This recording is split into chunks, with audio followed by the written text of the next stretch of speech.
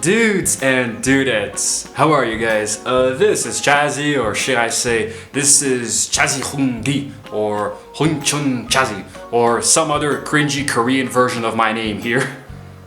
So, on today's episode of The Mixer, I'm going to be talking about something in a more generalized, broad sense, in case you guys missed it, my very last video was reviewing Squid Game, the South Korean thriller, suspense, survival, horror thingy series that really took the world by storm, This thing is crazy. It went viral almost immediately, garnered over 140 million views within the first month of exposure on Netflix, and it was a really pioneering piece of work for Korea because it helped Asian entertainment to get much more exposure, which I honestly think is very well deserved. I think that Asia does produce a lot of really cool stuff, movies and TV shows, and I've been a fan of K-dramas for a long time now, or doramas I think they call it, and now there is a lot of essence, behind Korean cinema, and even though in my opinion the series are much better than the movies, in a broad sense they are still very entertaining, and I'm going to be talking about specifically Korean, entertainment. I'm going to leave Japanese and Chinese out of the equation for a bit, so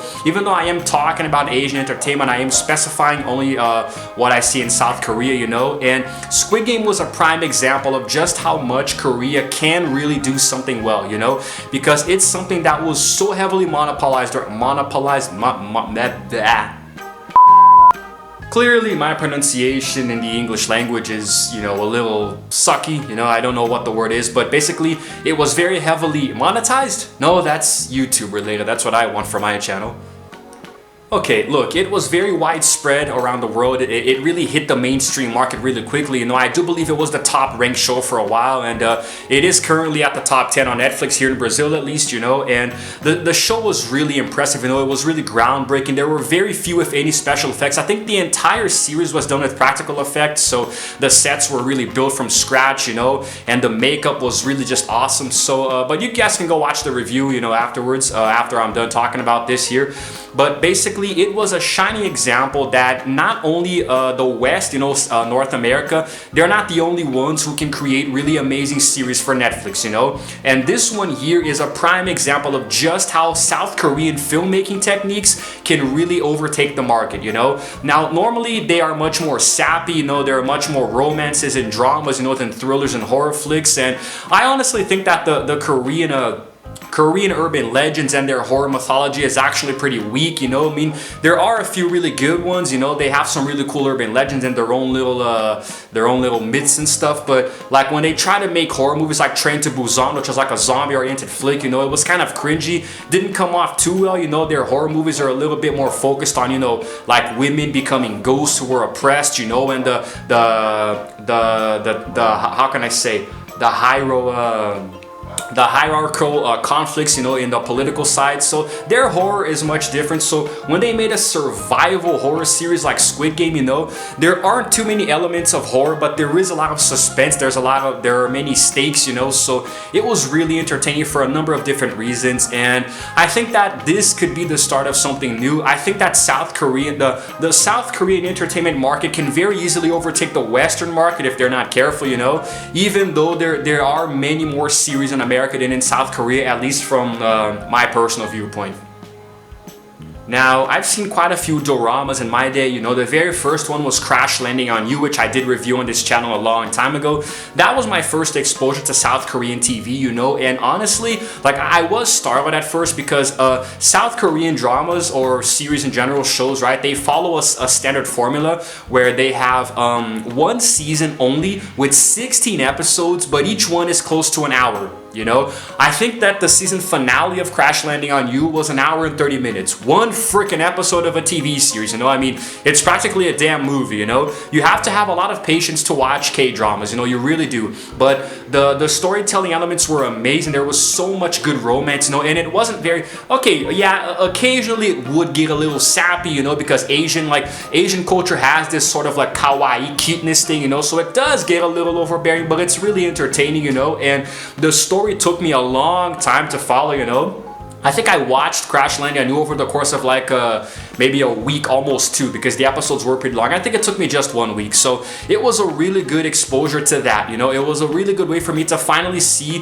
what this is all about. You know, the doramas in South Korea, and I think that was a very intricate balance of romance and drama and character development. You know, because 16 episodes with let's round off each one to an hour. You know, exactly 60 minutes. That's like, dude, that's 16 hours worth of content. I think that's more than the entire all 3 movies in the Lord of the Rings trilogy with the director's cut, you know, where the first movie was 5, then the second was 6, and the other was no, the first movie was 4 hours long, the second was 5, and the third is 6. You know, like a typical K-drama is longer than that. You know, we're talking about 16 hours worth of content, give or take 30 minutes or so. So there's a lot for you to absorb. There's a lot for you to take in and understand, you know?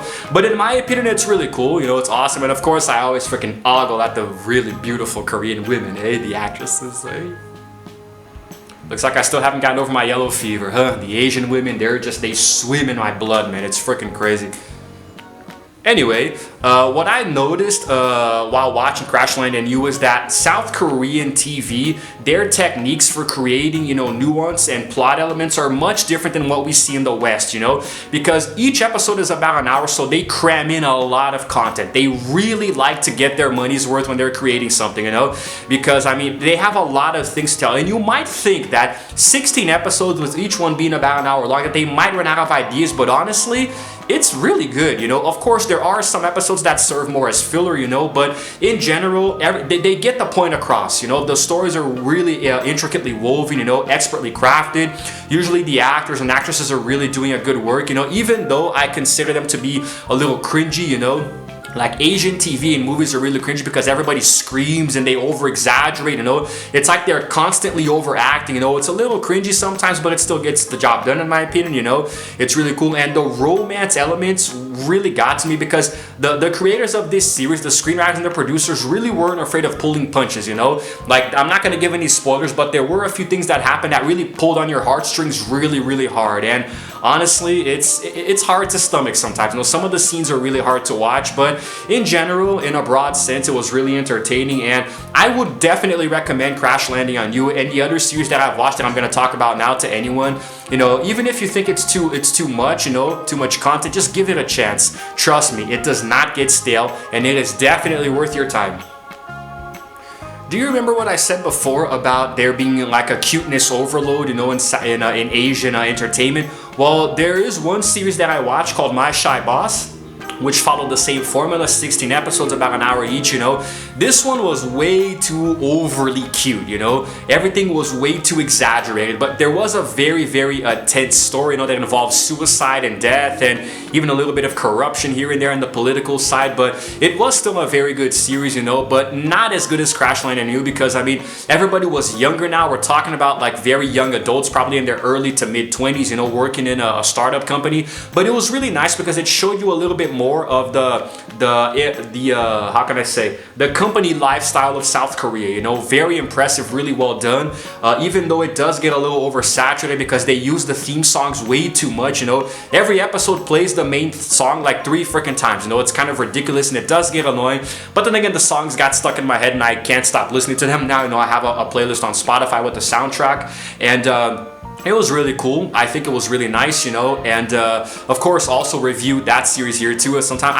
Every single K-drama that I'm going to talk about, I did review on this channel at some point, so you guys can just go watch them later. They might not even fit in all the cards here, but I really like My Shy Boss. However, it's not every show that I watched that I actually liked, you know. There was one called Sweet Home, which was terrible, so terrible that I didn't even bother to review it on the channel, you know. It was an attempt at making, like I said, like a survival horror thing where now people are, it's like the game Back for Blood or something, where everybody gets infected and they become ravenous, hungry monsters or zombies, you know. Everything is crappy. The CGI was really cringy. The effects, the special effects were horrible. The soundtrack didn't really fit too well. They used the damn Imagine Dragons song to show them combating the monsters. An excess of gore and blood, you know, and the characters are too over the top and aggressive. It really didn't feel very natural, you know. So I watched it and I finished it simply because I was curious about it.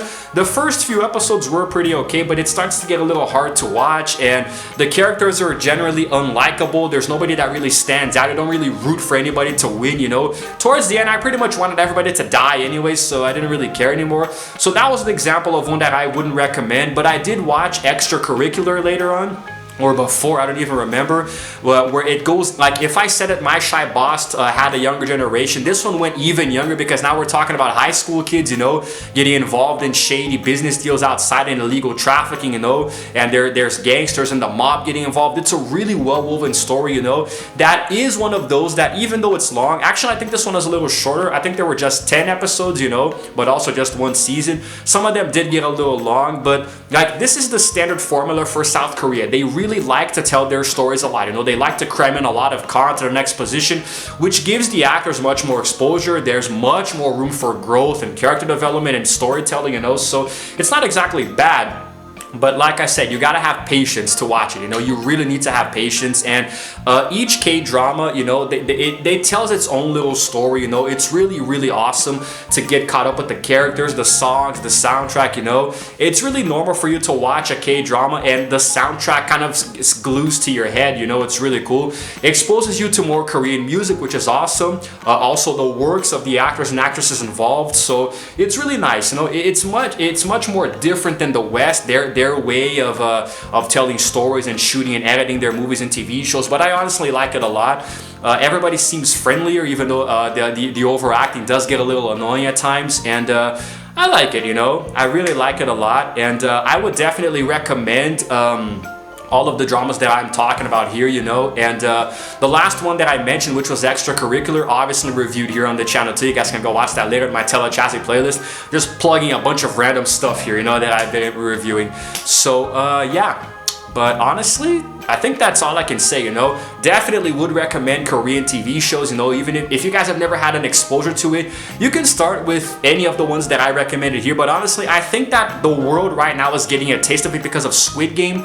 You know, I think that it's going to be a good way to expose you to how South Korean culture works. Although I would recommend you watch all of these series and movies in, you know, with the original Korean language, you know, subtitled in whatever language you're more comfortable with, because that's how you feel more emotion. Don't ever watch anything from Asia dubbed, because trust me, it sucks. To those of you who watch anime, you know what I'm talking about. Anyway, guys, I think I'm gonna wrap this up here, you know. And if you have ever seen any K-dramas, no doramas, anything from Korea, let me know in the comments below which ones you have seen, and if you like them, recommend some for me like I did for you in this video here. Although I do have quite a few on my list on Netflix right now, you know. There are a few that actually I have, there's this one called My Name, you know, which is being recommended a lot because of Squid Game, and there's one that's Japanese called Alice in Borderland. I'm gonna give that a chance as well. But there's a lot of stuff to watch from Asia on my list right now on Netflix, and I'm gonna definitely get on that soon. But I may not have too much time because I'm about to start a fourth freaking job. I'm like pretty much Julius from Everybody Hates Chris, right? Chris's dad. So but let me know in the comments below what you think, you know. And I don't know which one I'm gonna watch next, but it's definitely gonna be one of those longer ones so I can get more of the story and review here for you guys. And yeah, so I hope you guys enjoyed this video. If you didn't, please go ahead and give it a like, and also subscribe to my channel because I release videos every single day. Usually Telechazzy, like these ones are, this isn't Telechazz, what the hell am I talking about? But normally I release reviews about TV shows longer because I have to watch them, you know. But expect quite a few to be coming, you know, out soon, because I love Korean TV shows, you know. To me, they're just freaking amazing. There's so much to enjoy, so many great elements, you know. So I'm definitely going to be watching more and reviewing them for you here. So yeah, subscribe to my channel if you like this video because I release videos every single day. And also, might as well hit the notification bell to know exactly what time I upload, because usually it's multiple videos a day, okay? I'm working right now on like 2 per day, sometimes 3, depending on how much work I can get done. So yeah, it's all good. That's it for now, guys. This is Chazzy, signing out for now. And as always, I will see you guys in the next video. Roll the outro screen.